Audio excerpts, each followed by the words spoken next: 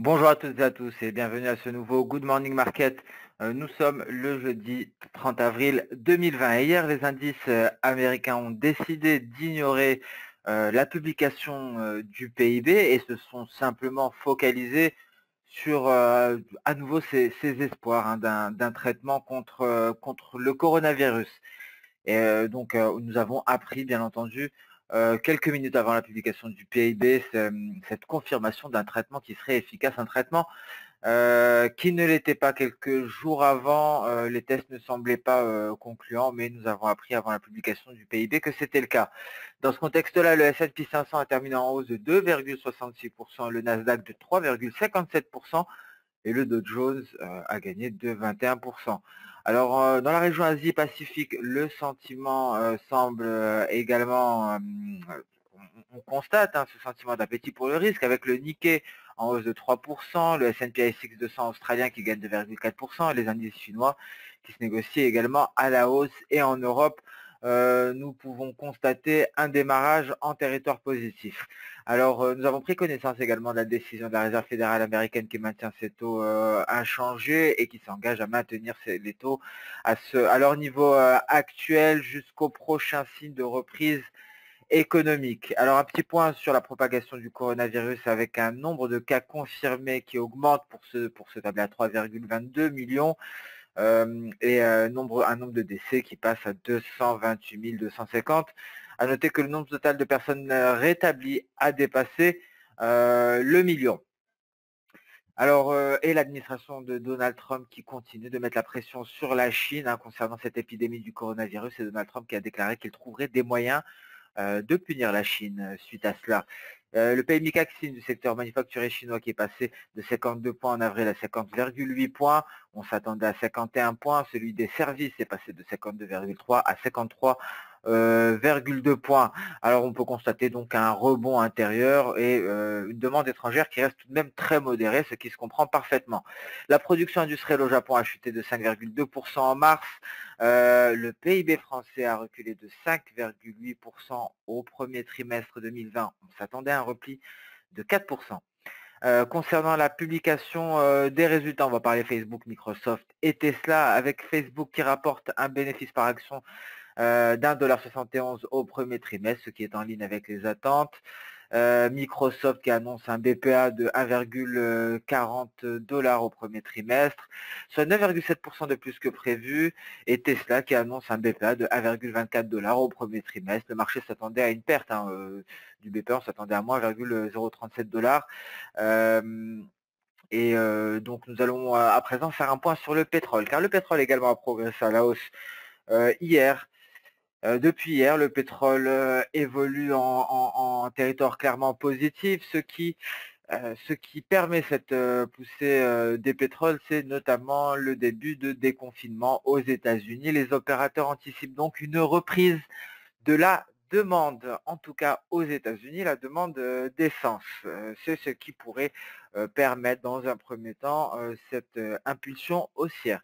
Cette reprise de la demande reste tout de même à nuancer. Il faut savoir que nous avons pris connaissance tôt ce matin du rapport de l'EIA. On va en parler très brièvement à présent. On a appris également que la Norvège réduirait sa production de pétrole à hauteur de 250 000 barils par jour en juin et de 134 000 barils par jour au cours du second trimestre 2020. Encore une fois, quelque chose qui a favorisé cette percée des pétroles. On l'a appris tôt ce matin, mais nous allons parler à présent du rapport de l'EIA. Ça va concerner le gaz naturel et le pétrole, ça concerne également l'électricité et les énergies renouvelables. Ça ne nous intéresse pas dans le cadre de ce Good Morning Market. Alors, ce qu'annonce ce rapport de l'EIA, c'est que la demande mondiale d'énergie va plonger cette année suite au plus grand choc depuis la Seconde Guerre mondiale. Alors, c'est dans ce contexte-là que visiblement le pétrole décide de partir à la hausse.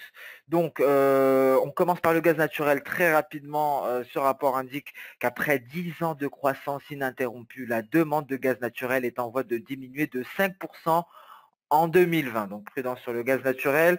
Et ce serait donc la plus forte baisse de consommation enregistrée d'une année à l'autre depuis que la demande de gaz naturel s'est développée à grande échelle au cours de la seconde moitié du XXe siècle. Donc voilà, donc une donnée très importante concernant le gaz naturel. Je sais que vous êtes beaucoup à le trader. Gardez cela à l'esprit. Il faudra essayer de tempérer son biais haussier sur le gaz naturel. D'un point de vue général, ce rapport prévoit une baisse de la demande d'énergie à hauteur de 6% en 2020. On parle d'énergie d'une manière globale, soit 7 fois plus qu'après la crise financière mondiale de 2008. Donc une baisse qui est sans précédent, ce qui équivaut, si on venait à comparer, à la perte de la totalité de la demande énergétique de l'Inde. L'Inde étant le 3e consommateur mondial d'énergie. Et donc ces plus fortes baisses devraient provenir des pays les plus développés. La demande devrait diminuer de 9% aux États-Unis, 11% sur l'Union européenne. Et donc, bien entendu, à noter que l'impact de ce coronavirus sur la demande d'énergie dépend de la durée et de la rigueur des mesures visant à freiner la propagation du coronavirus. Ce qu'il faut savoir, c'est que l'EIA a constaté que chaque mois de blocage au niveau mondial a réduit la demande annuelle d'énergie d'environ 1,5%.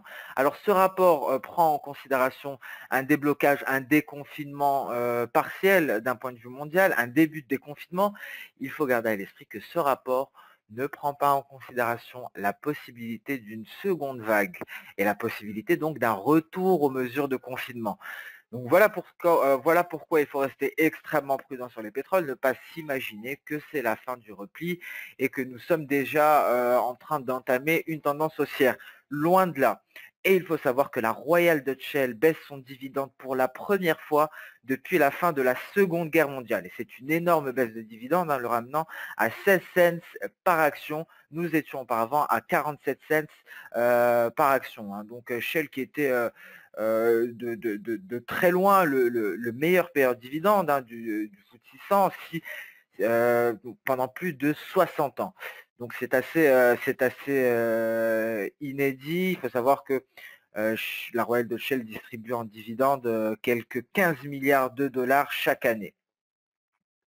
Donc voilà pour les pétroles, une impulsion haussière à contraster tout de même. On vient de prendre connaissance de ce rapport de l'EIA, un rapport de l'EIA qui fait un comparatif avec la fin de la Seconde Guerre mondiale.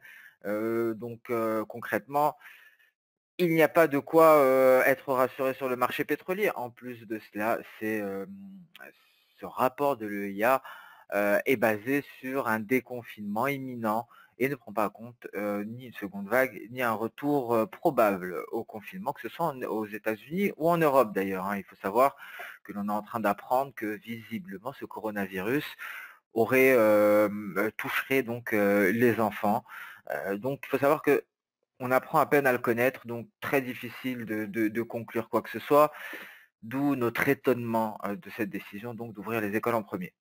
N'importe, ceci n'est pas le sujet. Nous allons nous concentrer à présent sur le calendrier économique du jour. Donc, on a pas mal de rapports sur le PIB, notamment en Espagne, en zone euro. L'inflation de l'IPC à partir de 11 heures du matin. Donc, c'est à 11 heures du matin que les choses devraient s'accélérer, notamment avec le rapport sur le PIB de la zone euro et en même temps l'inflation IPC pour la zone euro. À midi, on prendra connaissance du rapport sur le PIB de l'Italie. 13h45, décision de la BCE sur les taux à l'image de la Réserve fédérale américaine, on s'attend au statu quo. Ensuite, revenus et dépenses des particuliers aux États-Unis à 14h30. Pour la suite, on va prendre connaissance des inscriptions au chômage aux États-Unis à 14h30. À la même heure au Canada, le rapport mensuel sur le PIB et on prendra connaissance de certains résultats d'entreprises, notamment Visa, Twitter, McDonald's, Amazon et Apple. Alors sur ce, nous allons passer donc sur le marché des indices boursiers, le marché action. Écoutez, d'un point de vue mensuel sur le S&P 500, on revient sur la ligne de force MT. Donc on est en train de s'attaquer au 2941. D'un point de vue mensuel, donc je constate d'un point de vue mensuel, une clôture mensuelle au-dessus d'NT nous ramènerait un prochain objectif à 3257, non loin des récents records sur le S&P 500 dans une telle configuration. Alors, ce qui montre, hein, clairement cette décorrélation des indices avec, la réalité malheureusement, mais c'est une chose que l'on doit accepter, on doit composer avec. Alors, ça veut dire quoi des indices décorrélés de la réalité? Ça veut dire des indices qui ne reflètent pas la situation économique, des indices, qui reflètent simplement le support des gouvernements et des banquiers centraux, hein. Ça ne reflète pas l'économie à l'heure, actuelle. Donc il faut garder, cela à l'esprit. On aura, très certainement des signaux, qui viendront donc, montrer que, les indices sont surévalués. C'est à ce moment-là qu'on va se replier. Il faut se rappeler également que les indices reflètent la psychologie, de masse. Donc si, la foule est rassurée, par toutes, ces mesures, si la foule est convaincue donc, est convaincu par toutes, ces interventions, cela suffit largement à ramener les indices, vers de, nouveaux records. C'est ce qu'il faut, garder à l'esprit. Donc certes, des investisseurs, avertis sont clairement conscients que les indices, que ceux-là, ce que vous avez devant vous, ça ne reflète pas la réalité économique actuelle, hein, que ce soit sur le S&P 500, en, mensuel ou que ce soit sur, le DAX, en hebdomadaire. Cela, est loin de refléter la réalité actuelle des choses dans un contexte où nous sommes en train de découvrir un virus, dans un contexte où nous tentons de rouvrir nos économies à petits pas, où nous risquons même de les refermer si une seconde vague venait à se confirmer. Même si une seconde vague ne se confirmait pas, la reprise ne serait pas imminente, ce déconfinement sera partiel et la consommation ne pourra pas reprendre comme avant plusieurs semaines, avant plusieurs mois. Donc cela ne reflète pas l'économie, mais d'un point de vue technique, en tout cas, sur le DAX en hebdomadaire, on peut constater que c'est un pullback vers, cette oblique haussière. On garde tout de même, hein, cette fois en l'analyse technique. L'analyse technique comprend absolument tout. On le voit, c'est de l'hebdomadaire, on garde foi en l'analyse technique. Nous avons effectué un pullback. Que dire si on arrive à clôturer, cette semaine de l'autre côté de cette oblique haussière, à part que ce serait pour aller chercher les 11 730. Si on franchit les 11 730, ce serait, peut-être même pour aller chercher les 12 670. Il faut essayer de se détacher, de notre biais, de notre vision, de l'économie, une vision qui est beaucoup plus réaliste que ce que nous montrent les indices et donc on va essayer de se focaliser sur et du technique et bien entendu la psychologie de masse. Donc ici, nous avons affiché un pullback vers cette oblique haussière d'un point de vue hebdomadaire et le retrait, on le constate actuellement. Le prochain support hebdomadaire est à 10 910. De l'hebdomadaire sur le Dow Jones, nous en sommes où? Nous sommes en train de tenter d'intégrer le nuage. Alors, d'un point de vue technique, je raisonne d'un point de vue technique, hein, je ne peux pas m'avancer sur ce qui va être annoncé cet après-midi. Je ne peux même pas l'imaginer. D'un point de vue technique, on est en train d'intégrer, notre nuage, on est en train donc de s'affranchir d'une importante résistance. Donc on pourrait peut-être aller chercher, la barre des 25 000 avant de se retirer pour clôturer, pour que cette bougie hebdomadaire clôture à l'extérieur de ce nuage. Mais peut-être qu'un test des 25 000 sur le Dow Jones est envisageable avant de se retirer pour clôturer en dessous du nuage pour par la suite refaire le chemin inverse et repartir à la baisse. Si on part à la baisse, s'il y a s'il y a un autre mouvement de sell-off, les objectifs, hein, seront clairement définis. Ici, ce sera le support qui nous a été déterminé par ce piercing pattern.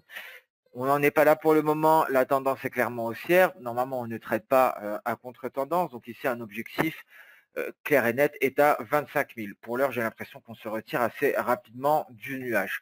Ceci étant dit, sur l'hebdomadaire, on passe sur du journalier. Sur du journalier, la situation est également assez compliquée. On voit ici, hein, cette oblique haussière.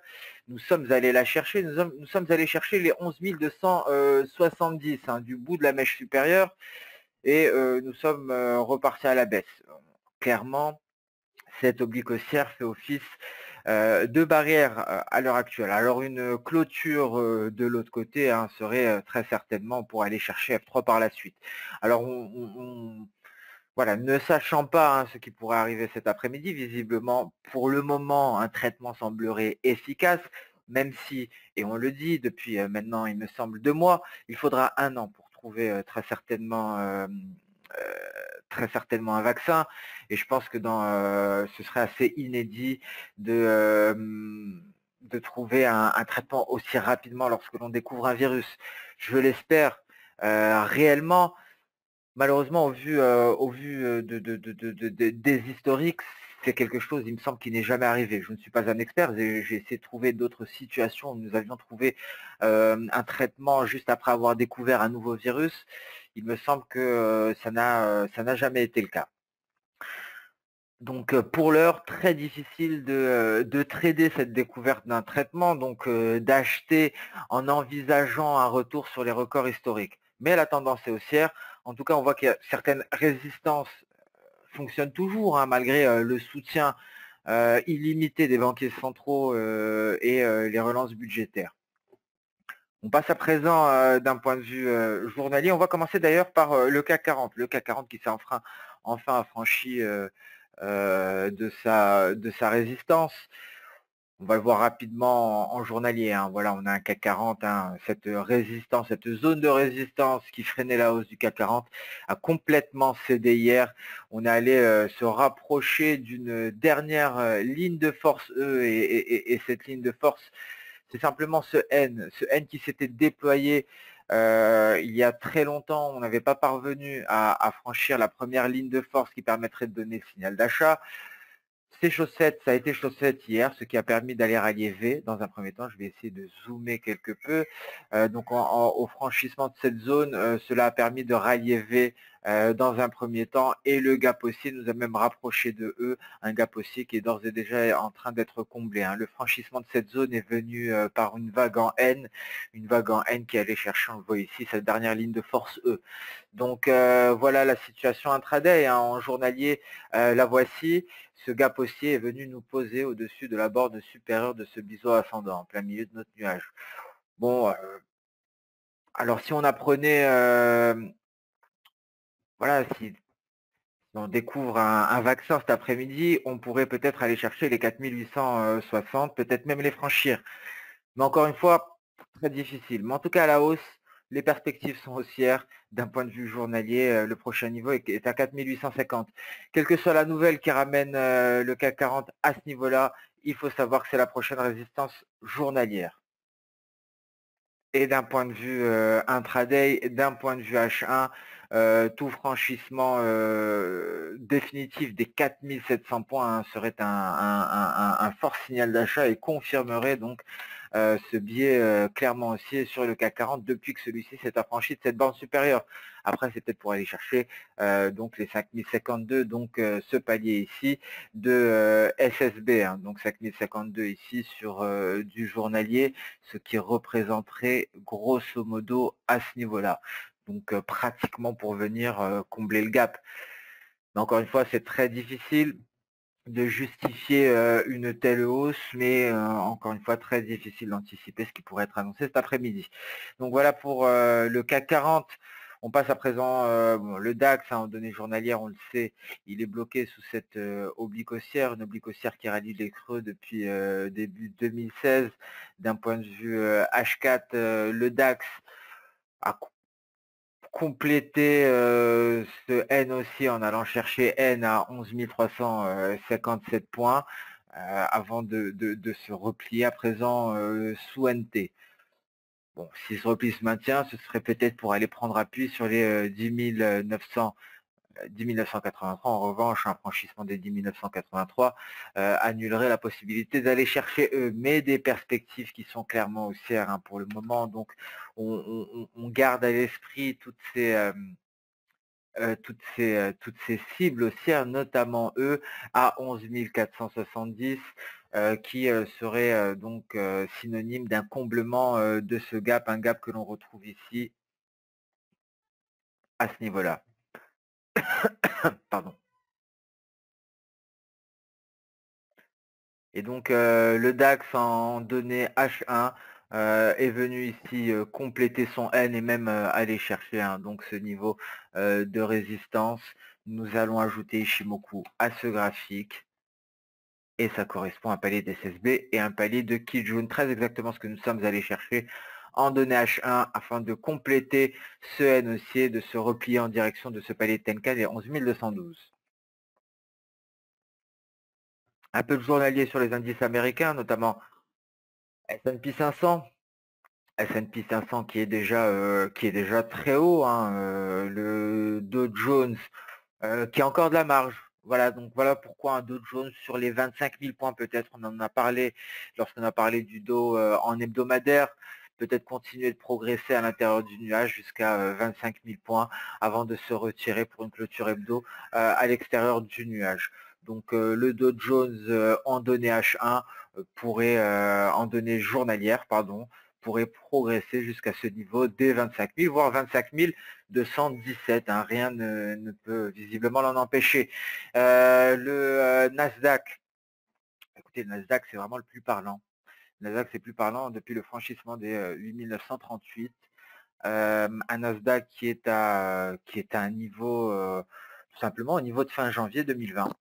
Au niveau de fin janvier 2020, il est à quelques 500 points de ses records, de ses sommets. Que dire de plus? Donc ici, objectif pour Nasdaq, très certainement ce palier de Kijun, 9340. Et après cela, c'est les récents sommets.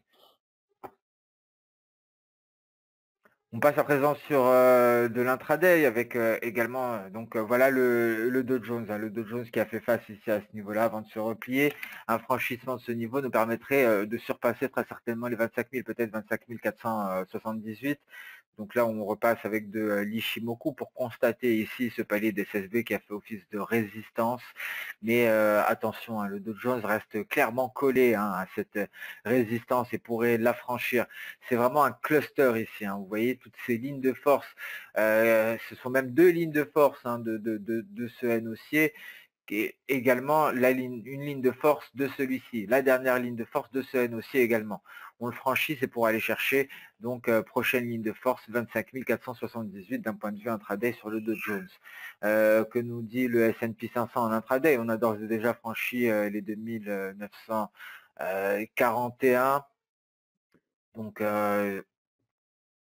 sur le S&P 500 ici, hein, les objectifs en journalier, c'est clairement le seuil psychologique des 3000 avant les 3045. Beaucoup plus aisé de le sortir en journalier que en données H1.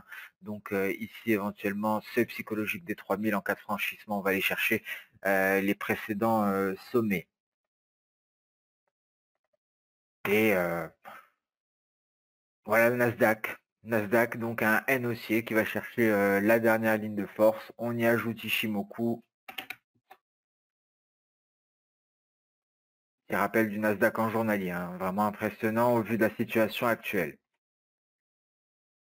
Et donc le Nasdaq qui a franchi donc ce palier de SSB, s'est affranchi donc de ce palier de Kijun représentant une ligne de force pour aller chercher les 9132. Hein. Donc comme on l'a dit, hein, précédemment, les prochains objectifs sont assez éloignés et pourraient être synonymes d'un retour au récent sommet, ce qui peut paraître vraiment complètement décorrélé de la réalité. Malheureusement, nous sommes en tendance haussière, malheureusement parce que cela ne reflète pas la réalité. Dans de telles circonstances, nous sommes en excès, total excès dans la hausse, nous serons en excès dans la baisse, malheureusement. Alors à présent, on va passer sur le marché des matières premières. On va débuter par le gold qui est toujours en tendance clairement haussière, toujours à l'intérieur donc de ce fameux triangle symétrique. Je vous rappelle que les triangles symétriques, hein, la difficulté, hein, pour les triangles symétriques, c'est de déterminer si c'est une figure de continuation, c'est-à-dire, étant donné que la tendance précédente était haussière, figure de continuation voudrait dire donc qu'à la sortie, on poursuit à la hausse, ou si c'est une figure de retournement, c'est-à-dire que étant donné que la tendance était haussière, à la sortie de notre figure chartiste, on repart à la baisse. C'est un peu la difficulté des triangles symétriques. Hein. C'est différent des triangles rectangles. Un triangle rectangle nous indique déjà sur le sens de sortie, de par sa nature. Un triangle symétrique, c'est différent. Alors l'indice, comment avoir des indices par rapport au sens de sortie? L'indice, on peut le retrouver ici en H4. Ce qu'il faut savoir, c'est que donc il me semble vous en avoir parlé hier, on est allé chercher la borne supérieure pour aller chercher ensuite la borne inférieure. Nous sommes repartis taper la borne supérieure et le nuage nous a empêché de continuer à la baisse pour tester à nouveau la borne inférieure. On semble repartir vers la borne supérieure, en tout cas On a franchi la Kijun actuellement et on pourrait aller la tester.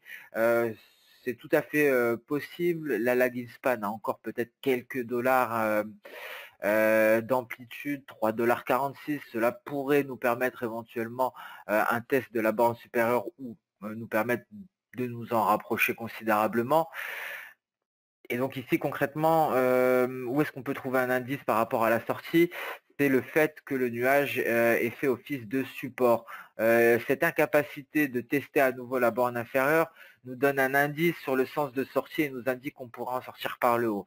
Pour l'heure, on est en train de s'éloigner du niveau de l'apex. Souvenez-vous, c'est 1 700 $ le seuil psychologique. Nous sommes à 1 720 et on pourrait tester la borne supérieure. Attention à toute sortie, voire même tout franchissement des 1 733. Là, ce serait pour aller se rapprocher des 1 800, très exactement à 1 793 sur la ligne de force E de ce N haussier qui a débuté le 20 mars 2020. Donc une structure haussière qui semble se confirmer sur le gold. Des fondamentaux également qui se confirment. Un gold qui n'est pas très impacté par cette pandémie malgré la fermeture de mines et donc quelques pressions sur l'offre. Les pressions également sur la demande, notamment la baisse de la demande en provenance de Chine, est absorbée par la hausse de la demande en provenance d'Inde. Alors, la situation graphique, hein, sur le pétrole. Donc là, voici, on peut constater ici, hein, l'effet EIA. Donc visiblement, la demande ne devrait pas reprendre immédiatement. Donc, hier, nous avons eu du mal à nous affranchir des 20,39. Nous sommes même, repartis à la baisse, ce qui était tout à fait normal. Ici, nous avions, un palier qui a permis de réintégrer, le nuage Ichimoku en intraday. Ensuite, on est reparti à la hausse. Et donc cette vague prend en considération uniquement les éléments Ichimoku. Donc j'ajoute Ichimoku pour vous expliquer ici le fonctionnement. Donc c'est un palier d'SSB que nous sommes allés tester et cela nous a permis de réintégrer notre nuage. On s'est rapproché de la Kijun sans y aller et nous sommes hissés à la hausse, ce qui nous a permis de déterminer un N. Mais encore une fois, nous sommes en intraday, nous sommes dans une configuration de marché complexe. Pour plus de précision, c'est quelque chose que je fais assez fréquemment et donc je vous en avertis à chaque fois que je le fais. J'ai utilisé uniquement les éléments Ichimoku en vue de construire mon N. Donc j'utilise le breakout de la Kijun, j'utilise ma SSB et j'utilise à nouveau ma Kijun. Je fais en quelque sorte abstraction de mes prix. J'utilise uniquement mes éléments Ichimoku pour avoir des projections. Et ce sont ces projections qui ont été respectées, hein. J'aurais pris par exemple sur cette vague, je n'aurais pas pris ma Kijun, je serais allé prendre cette mèche. J'aurais manqué quelque peu de précision. Vu la nature actuelle sur le marché pétrolier, je me fie sur les éléments Ichimoku afin de déterminer l'amplitude de la hausse en cas d'une sortie du nuage par le haut. Donc cela me permet simplement de régler l'amplitude du signal haussier, étant donné qu'un signal haussier nous est donné selon la théorie Ichimoku en cas de sortie du nuage par le haut. Les différents éléments Ichimoku me permettent de déterminer mon N et donc m'ont fourni cet objectif à 21,58. On n'est pas allé plus loin, on est reparti vers ce palier d'SSB, un palier d'SSB à 20,39 qui avait freiné cette hausse à la sortie de nuage, permettant même une réintégration avec une mèche supérieure, hein. Mais par la suite, hein, ce gap haussier, cette hausse, l'annonce de la réduction supplémentaire de la part de la Norvège, mais retour à la réalité suite au rapport de l'EIA.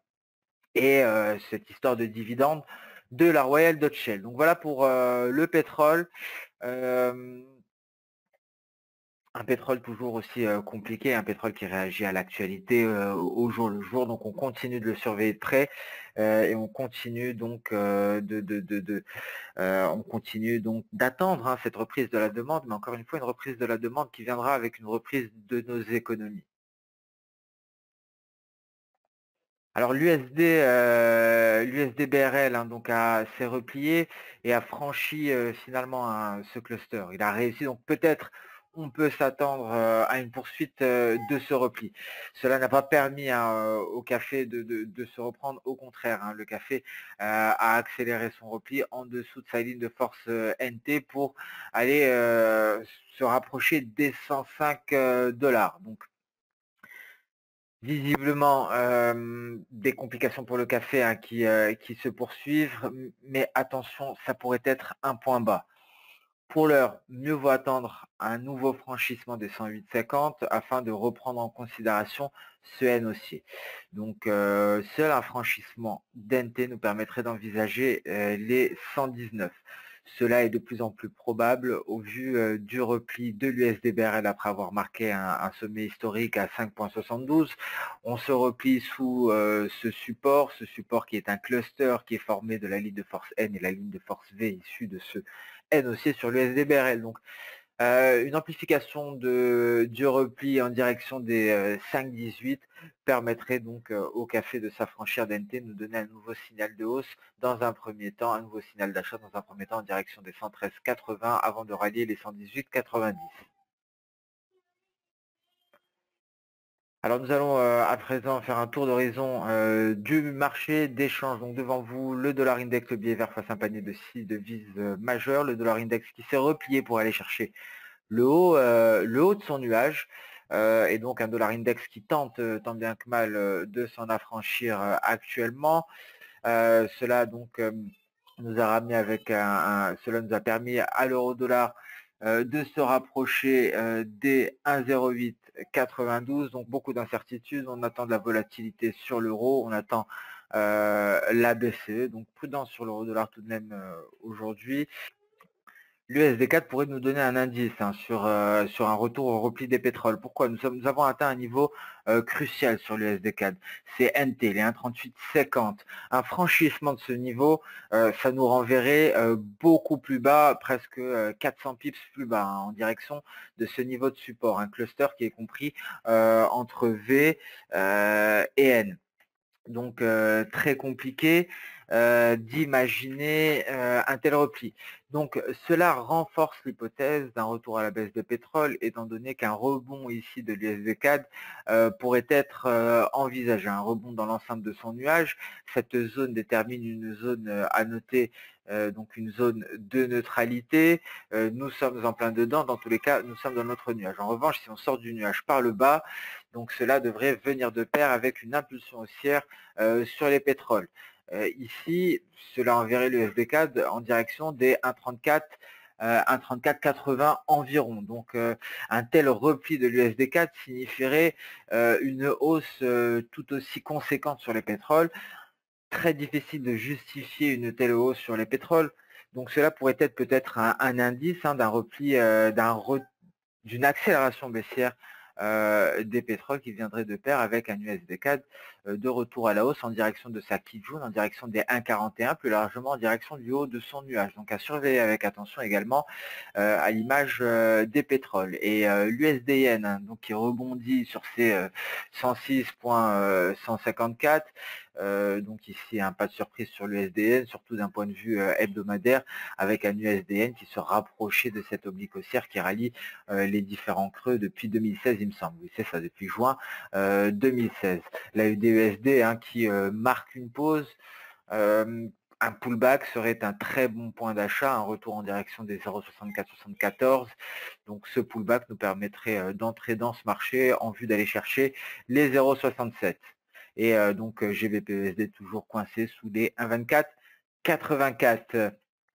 Et donc sur ce, nous allons mettre un terme à ce live trading. Vous l'aurez compris, hein, une tendance haussière, un marché qui est porté, un marché des indices peut-être décorrélés de la réalité, une hausse dans l'excès. La baisse le sera également. Malheureusement, ça n'arrangera pas les choses, mais au vu de cette hausse, on ne peut qu'à s'attendre à ce genre de choses, sinon un retour vers des sommets historiques, ce qui semble assez irréaliste.